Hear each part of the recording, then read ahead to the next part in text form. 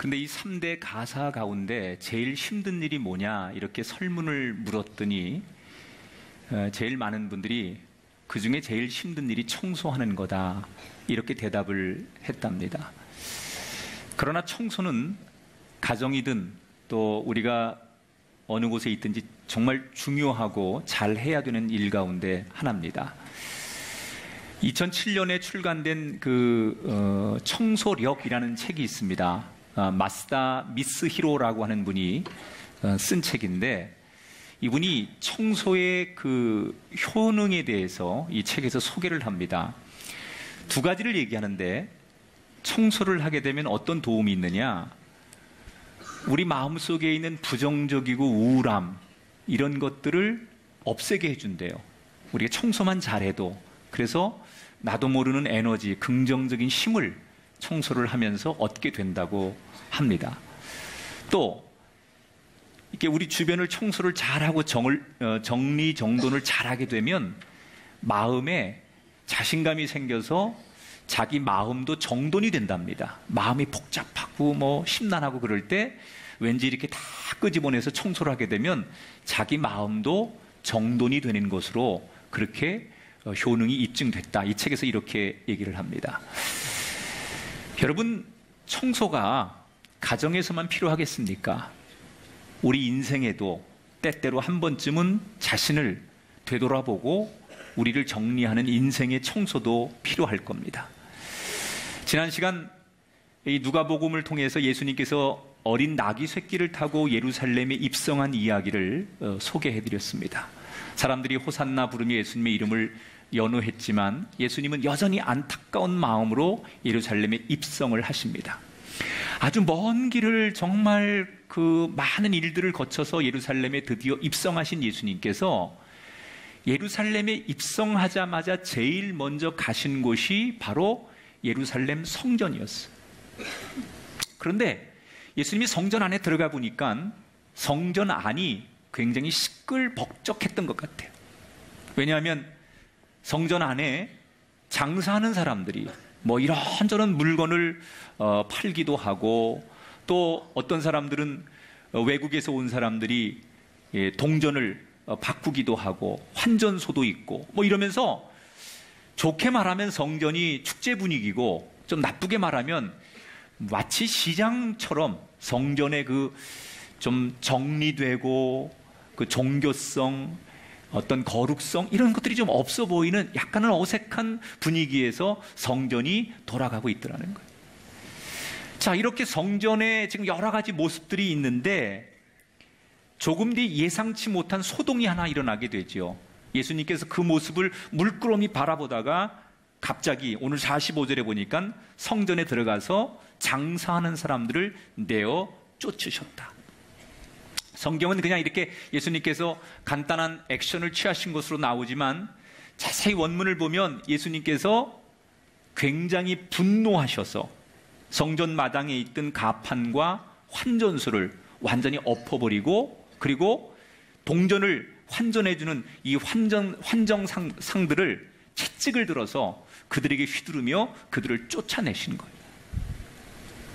여러분, 예수님이 때때로 어떤 문제 앞에서 엄격하고 그리고 굉장히 단호한 모습을 보이긴 하셨지만, 이렇게 굉장히 큰 액션 속에 어떻게 보면 분노가 정점에 달한 모습을 쉽게 만나지 못했었어요. 왜 예수님은 이렇게 성전 안에서 이 상황에서 분노하신 걸까?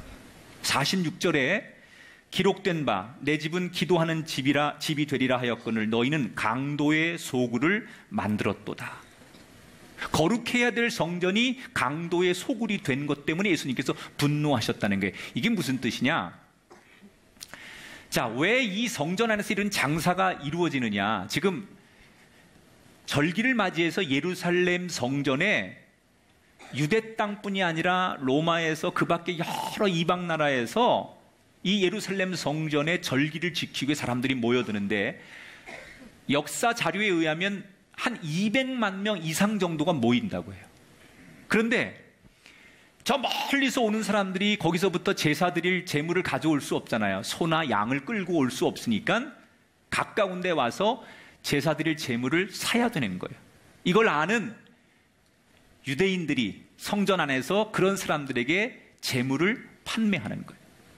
여기는 예루살렘이기 때문에 유대 땅에서 예배를 드리려면 외국인들의 돈은 받을 수가 없어요. 그래서 반드시 유대인 동전으로 환전을 해야 돼요. 그러다 보니 외국에서 온 멀리서 온 사람들이 제물을 사야 되고 또 동전을 환전해야 되고, 이거를 좋은 의도로 시작했지만 점점점 진행이 되면서 마진을 많이 남기게 되고 거기에 굉장히 많은 흥정을 하면서 수수료를 붙여가면서 마음을 불편하게 하는 일들이 생기기 시작했다는 거예요. 여러분, 멀리서 온 사람들이 기쁜 마음으로 예배에 왔는데 비싸게 바가지 쓰고 수수료 많이 내고 이러면서 막상 예배를 드릴 때 마음이 불편하니까 온전한 예배를 드릴 수가 없는 거예요. 그렇게 악순환이 반복되다 보니 예배는 예배대로 드리지 못하고 마음이 불편해지는 거죠. 여러분, 성전은 예배하는 곳 아닙니까? 그런데 그 성전에서 예배가 본질이 아니고 더 중요한 것은 뒤로 물러나고 오직 돈을 벌려고 하는 사람들, 그리고 물건을 싸게 사려고 하는 사람들, 그것 때문에 충돌하고 다투고 마음 불편한 일 때문에 성전의 기능이 발휘되지 못하고 있다는 거예요. 그런데 사실 이것보다 더 큰 문제가 있었어요. 이런 장사 뒤에 대제사장을 비롯한 성전 관계자들이 있었다는 거예요. 이 사람들은 누구보다도 예배를 온전하게 지키고 성전을 거룩하게 지켜야 될 사람들인데 오히려 상인들에게 상납금을 받고 그런 장사를 조장하고 있다는 거예요. 왜 이 제사장들과 종교 지도자들은 자신들의 사명을 잊고 돈놀이를 조장하게 된 걸까?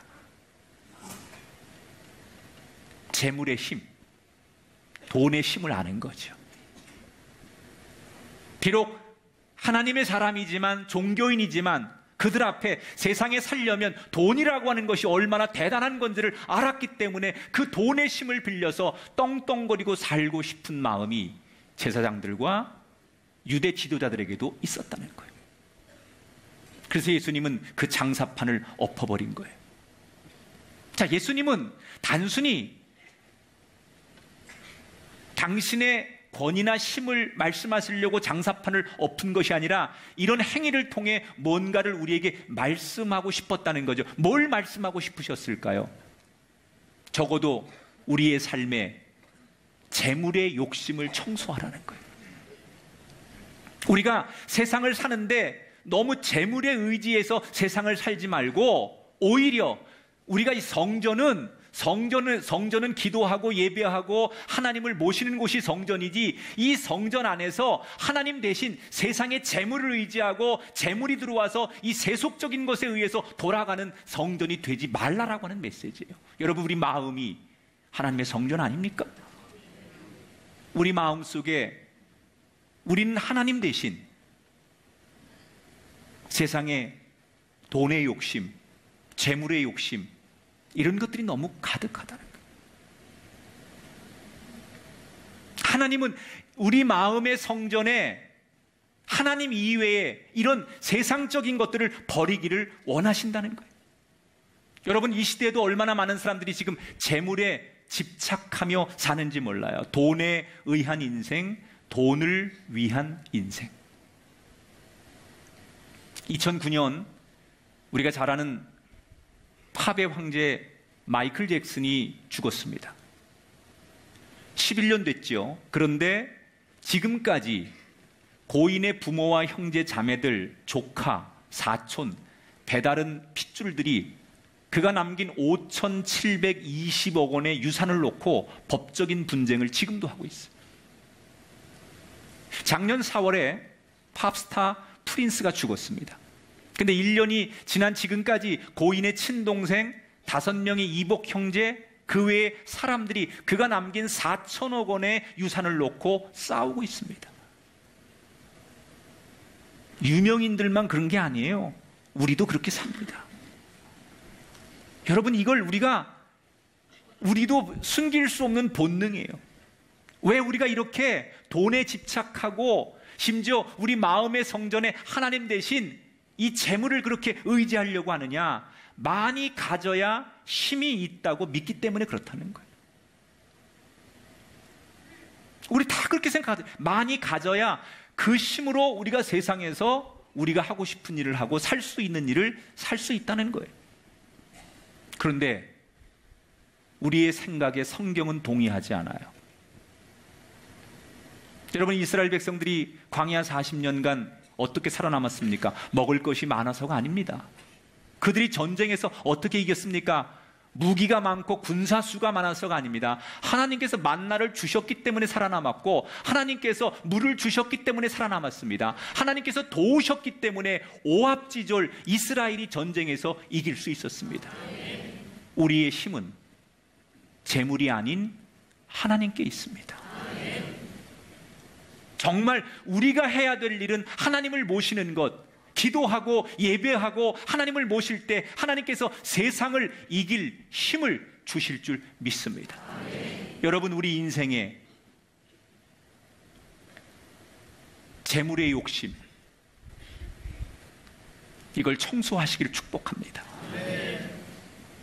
이 재물의 욕심을 내면 부모 형제도 다퉈요. 부부도 다퉈요. 친구도 없어요. 얼마나 유치해지는지 몰라요. 이 재물의 욕심을 내기 시작하면 너무 사람들이 치졸해지고 우스워지고 형편없어져요. 오늘 이 메시지를 통해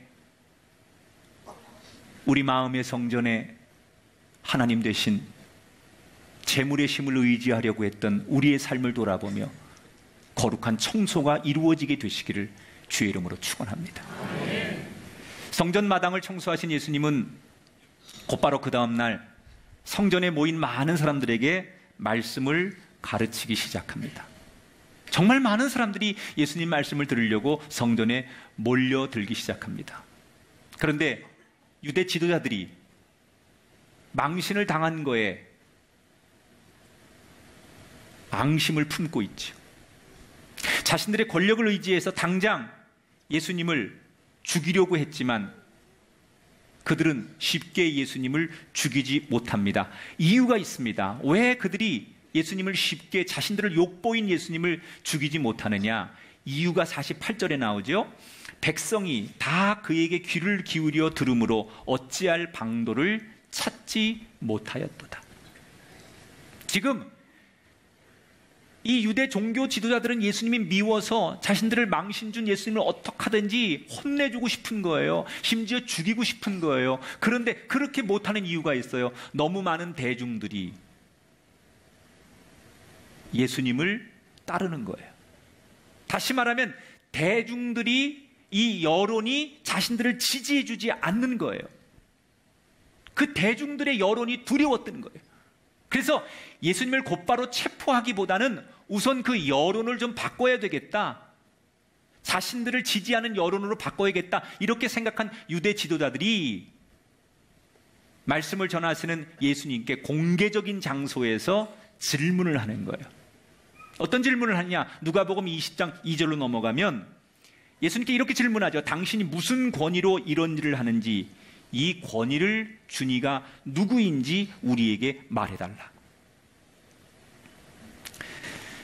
자, 당신 여기서 지금 하나님 말씀을 전하는 이 권세를 누구에게 위임받았냐는 거예요? 무슨 권한으로 말씀을 전하냐는 거예요? 요즘 여러분, 우리 사는 시대는 라이센스 시대 아닙니까? 자격이 없으면 상대에게 신뢰를 주지 못하는 거예요. 뭐 물건을 고치든 뭘 가르치든 간에 라이센스가 있어야 돼요. 마치 그런 거죠. 당신 자격증이 있느냐? 이 말씀을 가르칠 권한이 어디서 있느냐? 우리가 이 유대 종교 지도자들인데 당신 이 말씀을 전하라는 이 권세를, 이 권위를 어디서부터 갖고 온 거냐? 이렇게 묻는 거예요. 자, 이 지도자들의 질문 속에 답은 뻔해요. 만약에 예수님께서 나는 하나님께로부터 이 세상의 말씀을 전하라고 권위를 받고 왔다, 이렇게 말하면 분명히 왜 율법을 무시하냐, 이렇게 공격하려고 하는 것이고, 반대로 예수님께서 쉽게 대답을 하지 못하면 예수님을 사기꾼으로 몰아서 망신을 주고 싶은 게 이 지도자들의 질문의 의도예요. 어느 쪽으로 가든 대중들의 여론을 바꾸기에 굉장히 충분하고 전략적인 질문을 예수님께 던지는 거죠. 예수님께서 이 계략을 모를 리가 없어요. 그래서 예수님께서 그들의 질문을 받고 쉽게 대답하지 않아요. 그리고 오히려 그들에게 차분히 역으로 질문을 하세요. 나도 한 가지 질문 좀 하자. 그리고 예수님께서 대답 대신 그 질문에 다시 질문으로 응하시는데 어떤 질문을 하냐? 3절, 4절에 보니까 이런 질문을 하시죠. 나도 한 말을 너희에게 물으리니 내게 말하라. 요한의 세례가 하늘로부터냐 사람으로부터냐? 예수님은 자신을 공격하는 그들에게 질문을 던집니다. 세례 요한도 나처럼 이렇게 말씀을 전하는 사람인데 너희들 세례 요한에 대해서는 어떻게 생각하냐? 여러분, 세례 요한도 정식적으로 훈련을 안 받은 사람이지만 그 당시 사람들에게 굉장히 인정을 받고 있었거든요. 예수님은 예루살렘 갈릴리 중심을 향해서 사역을 하셨지만 3년 동안 공생기간 동안 그 전에 선지자로서 굉장히 대중적으로 사람들에게 영향력이 있었던 사람이 세례 요한이거든요. 그래서 더 이방 나라라든지 지방에는 세례 요한이 예수님보다 훨씬 더 공신력이 있었어요. 그래서 그들에게 묻는 거예요. 너희들이 그렇게 존경하고 은혜 받고 말씀을 사모했던 세례 요한에 대해서는 어떻게 생각하느냐? 역공을 당한 지도자들이 고민하기 시작합니다. 대중들의 여론처럼 하늘에서 왔다 말할까? 하지만 그러면 예수님의 사역도 인정해야 되니까, 아니면 솔직하게 사람들의 인기 때문에 하는 거라고 말할까? 그러나 말하지 못하지요. 말하지 못하는 이유가 6절에 나와요. 같이 읽어볼게요. 시작. 만일 사람으로부터라 하면 백성이 요한을 선지자로 인정하니 그들이 다 우리를 돌로 칠 것이다. 세례 요한을 지지하던 대중들에게 비난을 받을 게 두려워서 이렇게도 저렇게도 대답을 못해요. 결국 그들은 벙어리처럼 아무 질문도, 자신들이 던진 질문에 대한 답도 듣지 못하고 예수님이 던진 질문에 대해서도 답을 못하고 망신을 당하죠. 여러분, 이 당시의 유대 지도자들은요, 그 시대 가장 똑똑한 사람들이라고 생각하면 돼요. 굉장히 논리적이고 학구적이고 그리고 정말로 엘리트들이고 똑똑한 사람들이었어요. 그런데 그렇게 똑똑하고 논리적이고 가장 유능한 지도자들이 그 대중들 앞에서, 군중들 앞에서 말 한마디 못하고 부끄러움을 당하게 된 이유가 뭡니까? 그 이유는 사람들의 평가를 너무 중요하게 여겼기 때문이라는 거예요. 사실 이 지도자들이 평상시에는 이런 말을 많이 했을 거예요. 나는 하나님을 신실하게 섬깁니다. 나는 하나님 말씀을 순종합니다. 늘 그렇게 얘기하던 그들이었지만 정말 중요한 순간이 되었을 때 그들은 뭘 구합니까? 하나님 말씀이 아닌 사람들의 칭찬, 여론, 사람들의 인기, 사람들의 평가, 이걸 구했다는 거예요. 어떻게 해야 이 많은 대중들이, 이 군중들이 내 편이 돼주고 내 말에 동의해주고 내 이야기를 존중해줄 수 있을까? 이런 사람들, 군중들의 이야기에 관심을 가졌다는 거죠.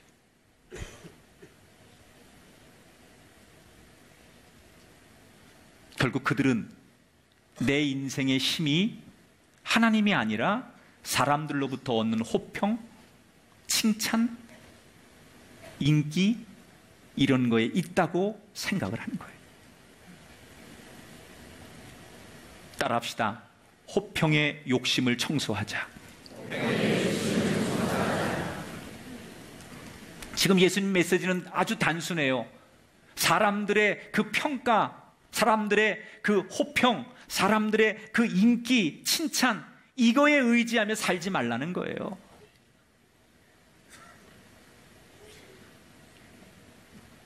물론 우리가 살면서 상식적으로 사람들에게 동의를 구하고 우리가 옳게 살아가는 것을 사람들이 인정해 줄 수 있는 삶을 사는 게 맞아요. 그러나 하나님 말씀 대신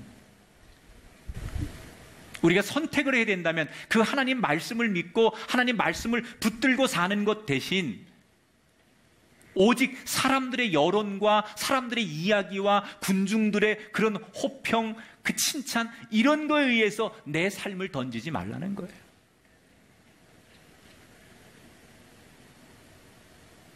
오늘날 얼마나 많은 사람들이 인기를 구하며 사는지 몰라요. 여러분, 인기는 정치인이나 연예인들만 얻으려고 하는 게 아니에요. 일반인 가운데도요, 인기를 얻고 사람들에게 관심을 얻고 싶은 사람들이 얼마나 많은지 몰라요. 여러분, 요즘 다 SNS 하시잖아요. 근데 그 SNS에 내가 올린 그 글과 사진 속에 누가 좋아요를 눌러줘서 좋아요를 많이 받으면 너무너무 행복해 하다가 그게 어느 날 뚝 떨어지고 관심을 아무도 안 주면 굉장히 그것 때문에 우울해하는 사람이 있어요. 이런 사람을 요즘 관심 중독자라고 불러요. 내가 누군가로부터 관심을 받고 있다고 생각하면 괜히 행복한 거예요. 아, 나를 이렇게 많은 사람들이 알아주는구나, 관심이 있구나, 이거에 행복하고, 누군가 관심이 조금 없는 듯하면 그거에 너무 불안해하는 사람들을 가리켜서 관심 중독자라고 하는 거예요. 왜 그렇게 사느냐? 인기를 얻는 게 힘이라고 생각한다는 거예요, 사람들이. 여러분, 정말 이 세상을 사는데 인기가 힘입니까? 사람들의 평가가 진짜 힘입니까? 북이스라엘의 선지자 엘리야를 보십시오. 그는 그 당시 아합, 이세벨, 많은 선지자들의 협박과 사람들에게 비웃음을 받습니다. 그러나 그는 오직 하나님만 믿고 하나님 말씀만 진리로 따랐습니다. 그랬더니 그가 마지막 순간에 어떻게 됩니까? 죽지 않고 하늘로 승천하는 승리자가 되었습니다. 우리의 힘은 사람들의 호평, 칭찬이 아닙니다. 오직 하나님의 말씀을 따르는 데 있습니다. 우리가 할 것은 오직 하나, 하나님 말씀을 진리로 믿고 따르는 사람이 돼야 할 줄 믿습니다. 바라기는 이 지도자들처럼 우리 안에 숨어있는 호평의 욕심, 사람들에 대한 관심의 욕심, 인기의 영합의 욕심을 청소하고 오직 예수님처럼 하나님 말씀으로 살아가는 거룩한 백성들이 되시기를 주의 이름으로 축원합니다. 이렇게 예수님이 자기를 죽이려는 정치, 종교, 지도자들의 계략을 이겨낸 뒤에 곧바로 한 비유를 드십니다. 근데 이 비유가 흥미롭기도 하지만 참 슬픈 비유예요. 어떤 비유냐? 한 부자가 농부들에게 자신이 소유한 포도원 밭을 맡기게 됩니다. 열심히 농사를 지은 뒤에 소작료를 받기로 약속을 하죠. 그리고 시간이 흘러서 포도를 추수할 때가 되자 주인이 약속대로 소작료를 받기 위해서 한 종을 농부들에게 보내요. 그런데 웬일입니까? 이 농부들이 약속을 어깁니다. 주인이 보낸 종을 심하게 때리고 심지어 망신까지 줍니다. 그러나 주인은 일단 참지요. 그리고 다시 두 번째, 세 번째 종을 연이어 보냈지만 역시 농부들은 약속을 계속 거부합니다. 주인은 고민에 빠지게 됩니다. 너무너무 화는 났지만 내가 택한 농부들이기 때문에, 내가 선택한 농부들인데 그렇다고 내 감정대로 하기가 쉽지 않은 거예요. 그래서 주인이 고심을 하다 마지막으로 중요한 선택을 하죠. 종들을 보내지 말고 내 분신을 보내자. 그래서 내 아들을 보내면 사람들이 내 종은 종이니까 함부로 대하지만 내 아들이 가면 내 아들인데 함부로 대하겠느냐. 그래서 내 아들이 내 마음을 전하게 하면 그들도 내 마음을 알아주지 않겠느냐. 그래서 아들을 보내게 돼요. 그런데 이 주인의 마음과 기대는 완전히 무너지게 되죠. 20장 14절 15절 한번 읽어볼까요? 시작. 농부들이 그를 보고 서로 의논하여 이르되 이는 상속자니 죽이고 그 유산을 우리의 것으로 만들자 하고 포도원 밖에 내쫓아 죽였느니라. 아멘. 자, 농부들이 아들이 오니까 무슨 생각을 하느냐? 야, 제가 주인 아들이래. 저놈만 죽이면 우리 주인이 죽고 상속받을 사람이 없으니까 이 땅은 우리께 되는 거야. 그래서 농부들이 담합을 해가지고 밖에서부터 아들을 때리고 죽입니다. 엄청난 사건을 저지른 거예요. 그래서 결국은 이것에 분노한 주인이 이 농부들을 다 진멸한다 라는 이야기가 오늘 이 비유의 끝이에요. 지금 예수님께서 예루살렘 성전에서 여러 가지 에피소드와 함께 마지막에 이 비유를 들려주시는 거예요. 왜 이 비유를 예수님께서 말씀하시느냐? 하나님을 거부한 이스라엘과 지도자를 빗댄 거죠, 이게 지금. 주인이 농부들에게 포도원을 맡긴 것처럼 하나님도 이 세상을 잘 가꾸라고 이스라엘을 택하고 세우셨어요. 하지만 시간이 흐른 뒤에 이스라엘은 하나님을 거부합니다. 수많은 선지자들을 계속 하나님께서 보내시지만, 그래서 하나님의 마음과 뜻을 외치지만 농부들이 두 번째, 세 번째 찾아온 종을 망신 주고 돌려보내고 핍박한 것처럼 하나님이 보낸 선지자들을 그들은 핍박하고 이스라엘 백성들은 거부하죠. 그래서 하나님이 화는 나지만 내가 택한 백성들이기 때문에 한 번 더 용서하기로 하고 독생자 아들 예수님을 이 세상에 보내십니다. 하지만 이스라엘 민족, 특별히 지금 예루살렘 성전에 모인 그 지도자들은 예수님을 비웃습니다. 핍박합니다. 그리고 이제 다음 장에 나오지만 예수님을 십자가에 죽이게 됩니다. 왜 그들은 하나님을 거부합니까? 하나님께서 이 땅을 잘 가꾸라고 주신 생명과 재물과 권력, 이런 것들을 이 사람들은 하나님의 것이 아니라 내 것으로 보는 잘못된 주인의식을 가지고 있다는 거예요. 그래서 예수님은 이런 메시지를 전하시는 거예요. 우리 속에 있는 잘못된 주인의식을 청소해라.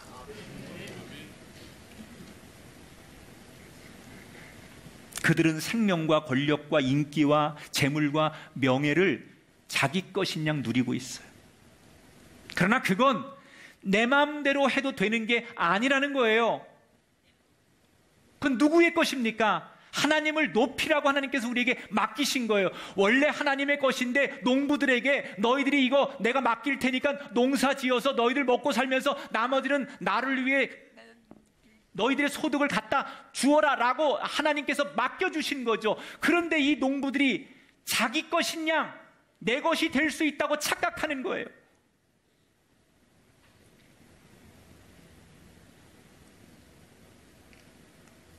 예수님은 말씀하십니다. 잘못된 주인의식, 내게 아니라는 거예요. 여러분, 우리가 이렇게 얘기하잖아요. 돈을 그냥 돈이라고 안 해. 내 돈인데. 자식을 그냥 자식이라고 안 해. 내 새끼인데. 내 집이고 내 거고. 이게 다 뭐지요? 우리가 오늘 주인을 거역한 이 농부들이라는 거예요. 우리의 마음속에는 무슨 소리냐? 내가 이걸 얻으려고 얼마나 고생했는데, 내가 얼마나 열심히 치열하게 노력해서 땀 흘려서 내가 얻은 건데, 남들보다 내가 2배, 3배 투쟁적으로 노력하고 공부하고 애써서 경쟁해서 내가 번 돈이고 내가 얻은 인기고 내가 얻은 명예인데 내 거지. 그러니까 나는 내 마음대로 써도 된다라고 그렇게 많은 사람들이 생각하고 있습니다. 여러분, 그게 맞습니까? 그렇지 않습니다. 하나님은 분명하게 우리에게 이렇게 말씀하세요. 이사야 43장을 볼게요. 같이 읽어봐요. 이 백성은 내가 나를 위하여 지었나니 나를 찬송하게 하려 함이라. 우리는 하나님을 높이기 위해서 이 땅에 태어났어. 그렇다면 지금 우리가 누리고 있는 것은 결국 누구의 것입니까? 하나님을 높이라고 하나님께 받은 것인 줄 믿으시기 바랍니다. 여러분의 것이 아니죠. 내게 아니죠. 내 교회 아니죠. 이탈리아에 가면 반드시 봐야 할 명화 중에 하나가 시스타나 성당에 있는 미켈란젤로의 최후의 심판입니다. 이 그림에는 300명이 넘는 사람들이 등장을 하는데 그 중에서 가장 충격적인 인물을 꼽으라고 하면 바돌로메를 꼽습니다. 이 바돌로메 지금 장면인데 이 바돌로메가 자신의 벗겨진 피부 가죽을 들고 예수님을 바라보고 있는 모습이에요. 저게요, 지금. 그런데 이 그림을 연구하는 학자들에 의하면 이 바돌로메의 모습은 미켈란젤로의 사실은 자화상이라는 거예요. 이게 미켈란젤로의 자신의 얼굴이라는 거예요. 그리고 자신의 생각을 표현한 거라는 거예요. 왜 미켈란젤로는 자신을 가죽이 벗겨진 사람으로 그렸을까? 미켈란젤로는 자신의 욕망과 그로 인한 죄를 깨닫는 거예요. 내가 지금까지 스스로 주인이 되고 욕망을 채우려 했던 내 과거를 어느 날 이 미켈란젤로가 속죄하고 이제는 예수님만 바라보며 살겠다라고 하는 자신의 자아상을 이 바돌로메를 통해서 표현했다는 거예요. 저는 이 명화를 보면서 이 미켈란젤로의 고백이 오늘 우리의 고백이 되기를 축복합니다. 내가 누리고 있는 모든 것이 하나님께서 주신 하나님의 것입니다. 여러분, 우리 안에 우리가 청소해야 될 것 중에 하나, 내 거라고 착각하는 거예요.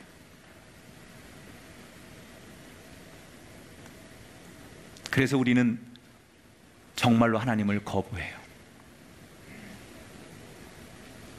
이걸 청소하셔야 돼요. 이 잘못된 주인의식, 이걸 청소하셔야 돼요. 말씀을 맺겠습니다. 예루살렘에 들어오신 예수님은 지금 호소하고 있는 거예요. 지금 예루살렘의 모습은 당장 심판을 받아도 할 말이 없을 정도로 타락해 있지만 예수님은 아버지의 마음으로 다시 한번 용서하며 그 예루살렘 성전에 모인 그들을 향해 호소하시는 거예요. 청소하자. 내가 이 성전을 엎어서 채찍을 들고 분노해서 장사하는 사람들 환전소를 내어쫓아 청소했듯이 이 성전에 모인 이 땅의 모든 하나님의 백성들이